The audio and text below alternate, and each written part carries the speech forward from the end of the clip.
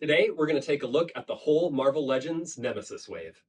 Hey everybody, welcome back to Matt and Stu Review, where we're taking a look at your favorite toys from yesterday and today. Stuart, what do we have on the table? Well, today, we're going to take a look at the Marvel Legends Nemesis wave. So we're looking at a whole wave of figures released all at This once. is like, what, 6 figures? How many? It's 7 figures Uh-huh. with an 8th Build-A-Figure that you can put together with pieces included with each of the individual figures. Bonus Build-A-Figure, I like it. All right, well, let's tear them open and take a look. Yeah, first, I'll just kind of spotlight who we're looking at. We're going to look at a myriad of characters kind of from across the X-Men, like timelines and even multiple universes. So we've got Age of Apocalypse, Gambit. We've got X Factor, Cyclops. We have Generation X, Husk. We have X-Men's Marrow. We have the 90s Acolytes, Fabian Cortez. We've got Wolverine from Extreme X-Men, which is a property I'm not familiar with. And then we have Nightcrawler, who's Age of Apocalypse Nightcrawler, as featured in the Uncanny X-Force comics. Wow, that is a mouthful. Great. None of that means anything to me. Yeah, So let's take a look either way. You'll learn. Yeah.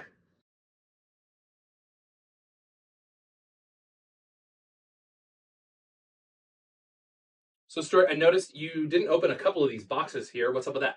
Well, so basically, I really wanted this Build-A-Figure. Like, that's a character that I actually enjoy, and we'll talk about him a little later. But these two characters, Husk and Marrow, I really just bought them for the Build-A-Figure piece. Okay. They came with the, with the wave, but I don't really have a lot of personal connection to either that era of the X-Men. Apparently, Marrow used to be a member of the Morlocks and then joined the X-Men. Okay. She's from kind of the Joe Mad era of X-Men comics. Husk is Cannonball's sister. She's from Generation X. I feel like Generation X kind of came around towards the end of when Marvel comics and stuff were really like interesting to me, and I just never really got into it, so I don't need the character. Yeah, for sure. So did you buy them all in one big set? I did. I Discount? bought them in the as it comes from Hasbro case, that they would send to a store. So I actually got 2 of the Wolverines in that case as well, Because there's a they'll double case of them up. 8. Yeah, and sometimes there's a wave of 8, and sometimes there's a wave of 6, and you get 2 doubles. They just ship in eight figures no matter what in that box. Exactly. Okay. How much was the whole assembly? $200 for the set of 8. Okay, so yeah, you could pay $40 for the entire set and sell your. Yeah, if I didn't care about him, I could have bought the set and sell him off. So now that we've got all of our figures out, let's go ahead and take a look at these X-Men from across different properties. All right. So yeah, you say different properties. Are these all in one thing at some point in the Marvel canon?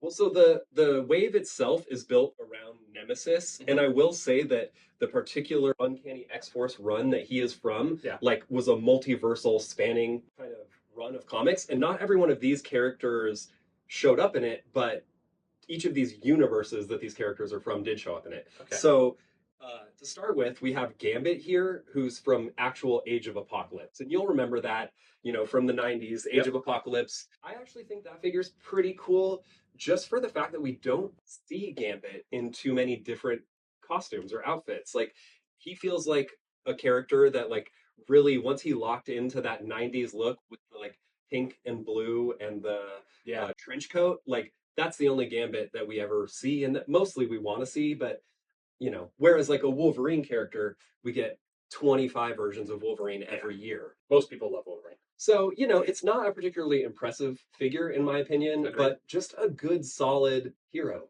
It's cool. I mean, it's a good figure, lots of posability, no pins, all that kind of thing. Paint map is really boring, I would say. Yeah. But the head sculpt is good. Kind of has a goofy head, but the hair and the head, the face, everything like that, sculpt is very impressive, especially compared to some of the figures we've had recently. Definitely.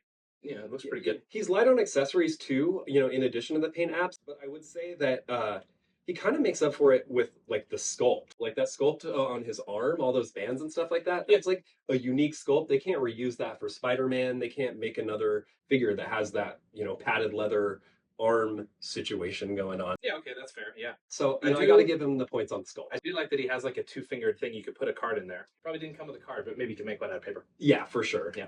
So then moving on, we have X-Force Cyclops. So this is Cyclops kind of after Jean Grey died and then was resurrected, and then actual Jean Grey came back. I think the X-Men formed their special ops team, X Factor. And so that's where you get the Jean Grey with like the yellow Yeah. X on a green, bodysuit too. Okay. Okay. They all kind of had a variation on that theme. Yeah. And if I remember correctly, it was actually like a back to basics of the original X teams. Again, another fairly basic figure, but posable, all that kind of thing. I do see that he has a head swap. He's got a head swap and he has multiple lens swaps, which I think I got to give him that. It's pretty cool. Yeah, that's pretty cool. I do he's like the got- lens swap. And I think you got to get a little, like, you've got to get a tool in there and pop this lens out. But from what I've seen, this lens comes out as well. Oh, So you really? can put any lens Huh. in either. of How does those. this go into something? Because it says go. Oh, it's like at the end of this, maybe. Oh. There we go. Okay. Okay, it's a multi-part. That's So you can see here, it's almost like impacting something, right? So you could have it like blasting against somebody, and it's like the laser wave like crashing over somebody or something like that. that might be the coolest Cyclops accessory I've seen yet. So, X Factor Cyclops again, pretty basic figure, but like you had mentioned with Gambit, like the pinless Yeah, it looks good. construction, the Yeah. articulation, and everything is like so good on Marvel Legends these days. It's kind of hard to find a bad one. And the head sculpt is really good too. Yeah, he's got that same smug look as the X-Men '97. It really is smug AF. Yes. Okay. So what's up next? Burning through here. This is Nemesis. So this is actually Yeah. the son slash a clone of Apocalypse. So he is the main kind of character in the Uncanny X-Force story. And spoiler alert, he starts off as like essentially like a little boy, and then he's groomed into becoming the new Apocalypse. So this is him in his final form when he's been sort of manipulated into becoming an agent of destruction. Okay, yeah, the skull head is different than Apocalypse, but other than that, he was kind of Apocalypse-y. Yeah, If he was all purple, I could see it being Apocalypse-y. I'd love his scale too. He's like much bigger than the other X-Men. yeah, they did a good job making him kind of alien too. He's only got 3 fingers, like on his extra hand that he came with here. 2 and that toes. burning skull head, kind of an almost juggernautish shape to his helmet. I I mean, thought very Juggernaut, yes, especially with the gold and everything like that. definitely a cool character. I'd say like kind of a one, not a really 3-dimensional character. He is definitely the antagonist of the book. Just it was one of my favorite runs of comic books that I've kind of like picked up and read in my adult years. Okay. So Yeah. once I saw the Nemesis wave coming out, knew I had to have it because of him. I mean, the head is very cool. Yeah. He's kind of a basic-ish figure looking. I mean, so they all are. Do you think a Build-A-Figure is going to be more basic than like a fully featured individual figure? Generally, a Build-A-Figure is going to be a little more basic. Yeah. Just because like it comes down to parsing out those accessories and things too between Yeah. the other figures. Yeah, you're not going to have 4 different hands or something like that. He at least But has so- a couple of hands. The skull and the fire inside the skull thing is very cool, though. Yeah. It looks awesome. The tube is cool too. We don't see a lot of like multi-material things Yeah, with Marvel little Legends tube always. thing. So a little tube, adds to that look. So moving on from there, you might remember Fabian Cortez. Was So he like Asteroid M, like a protege to Magneto? he is the founder of the Acolytes, Magneto's team that lives Yes. on Asteroid M. So he definitely had some screen time in the '97 animated series. Exactly. Yeah, I watched cartoons. When I Maybe was a we'll kid. see him back in X-Men '97 if we're Uh-huh. lucky. I mean, he has a sick mullet. He's about as 90s as you get. Yeah. And he's got shoulder pads. He's got headgear that inexplicably attaches to his dome somehow. Yeah. Very 90s. Like the paint map and everything, like looks pretty good, really. Like cool looking figure, good face sculpt, everything like that. I feel like the shoulder pads don't quite fit. Everything else is matte, and the shoulder pads are like kind of a weird gloss. Yeah, I agree with you there. Yeah. And if anything, they could have made him maybe gold. Yeah, Yellow. if they were like sparkly gold or something like that. Not the best cape I've seen. It looks really good, but I feel like we've seen some cooler capes. What other accessories does he have here? Balls of fire. So he's got some power effects there for his fist hands. He's got Uh-huh. one grip hand, one like open expressing hand, and then his 2 fists. And I remember him having a team of kind of similarly outfitted characters that were like his, in the same Yeah. uniform kind of. his flunkies. Yeah. Okay. That same weird headgear. Right. All right, so we're gonna move on to Wolverine. Mhm. This is Wolverine from Extreme X-Men. That is a comic run I don't have any experience with. Okay. They're always gonna give us another Wolverine. Now that they're pinless, I'm probably gonna buy every Wolverine. It looks pretty good as far as a Wolverine goes. Like he's got like little hair painted onto his arms, which is pretty cool. The face sculpt is weird. His neck is super weird. I would say that's the only. Yeah, he's got a Thing. real forward pointing kind of neck, huh? Yeah, very weird neck. When you look at it right from the front, it looks fine. Any other angle, it's like One thing, because he's so short, they like extended his neck up or something like that. Something about that scale is wrong. I feel like this figure comes with the best Wolverine hands that any figure we've gotten from Marvel Legends has had yet. Oh, the claws do come out. Yeah, the claws come out. Okay, cool. But if you notice, they kind of change the place in the fist that they come out from. So they come out between his knuckles a little more than they used to instead of just the top of the hand. They look really good. They got a kind of like almost translucent look that somehow adds to their metallic look to them. In the light of our like studio here, it almost seems like they're shining. And I'll say like his black paint apps are like nice and matte. Last one here, Warren Worthington. Kurt Wagner. Oh, who's Warren? Oh, that's Angel. But I appreciate cool. I appreciate the reach. Yeah. So this is Kurt Wagner from the Uncanny X-Force comic book. I actually did grab the book. He is the one character that accompanies Nemesis, actually, in the namesake book for this series. So Uncanny X-Force, really cool team. You get Wolverine, Psylocke.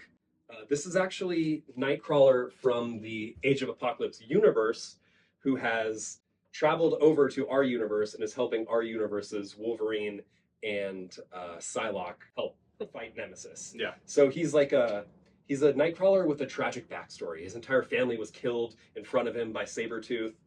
He's got, a scar on his eye, so is he not Mystique's son in that universe? He probably still is Mystique's son, but he's had a different. He had like an adopted family or whatever. Well, he had his own wife and kids. Oh, his his personal family was killed. But pretty cool sculpt. He's probably my favorite of the entire group. He's absolutely my favorite. He looks really cool. I always liked Nightcrawler when I was a kid. I love Nightcrawler. I love X-Force like livery. I love the gray and black X-Force costumes on anybody. So yeah, put him on my favorite character and. Yeah, totally. And like, really good posability, lots of posability like in his like torso and everything like that. So you could like get some really good like poses and things like that. I was noticing on his other head sculpt here, it's pretty cool, like, a nice fierce mouth, but I was looked inside and they made the tongue out of a different color plastic and inserted it into the head, which is really weird because they already painted red on his eyes. Yeah.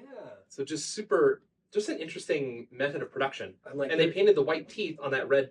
You can see the little bit of like pink coming through his teeth.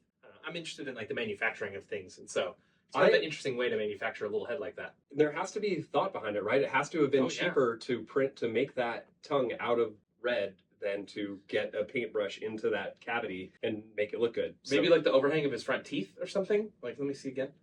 I don't know. Yeah, I mean, I feel like you could mold that still in one shot, but I've seen that on like other characters with more open mouths, but for a mouth that's only this. Hasbro. Yeah, well, let us know, Hasbro. Is pretty anybody from Hasbro is watching.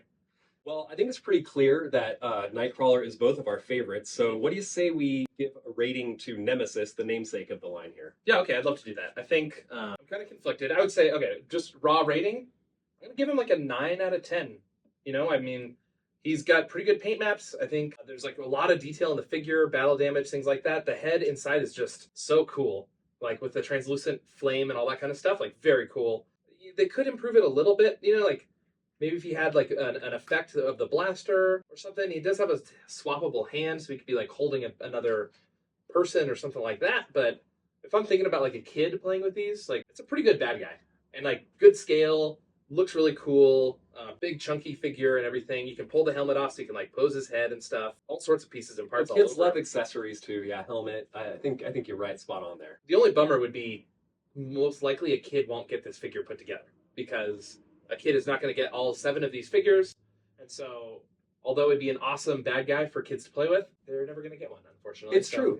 Yeah. It almost makes me think maybe Marvel Legends missed out on an opportunity there. Like, this is the kind of figure, a kid sees that in the store and like, he looks cool. I want that. Yeah. I'd say, honestly, man, you got him even in a cool pose here. It looks like he's like running. But I'm going to give him, I think, an 8 on my scale. Really great figure. A really great property and comic that he actually came from. Mm-hmm. I would have liked to see maybe a swappable hand for his other arm, just so he doesn't have to have gun arm all the time. But I understand. Can Apocalypse or him not have a gun hand all the time? Reconfigure it? I don't know. I was thinking I could be wrong. It may be that like he's stuck with the gun hand, he just has a gun hand. I'd like to see him with maybe 2 swappable hands. Okay. Now is the time we want to hear from you. Which of the figures across the Nemesis line here is your favorite? Obviously, Nightcrawler is our favorite, but let us know in the comments. We want to hear from you. Thanks for watching, everyone. This has been the Nemesis wave from Hasbro Marvel Legends. Kind of a look at a myriad of X-Men characters across the Marvel Universe. And if you like toys and reviews like these, don't forget to hit like and subscribe. We'll see you on the next episode.